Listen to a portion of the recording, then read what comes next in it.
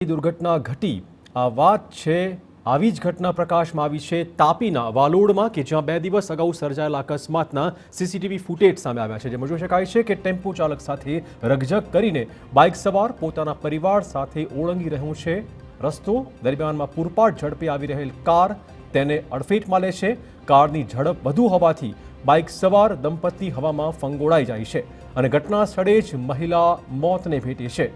જો કાર ચાલકની ઝડપ ઓછી હોત તો અકસ્માત ન સર્જાત।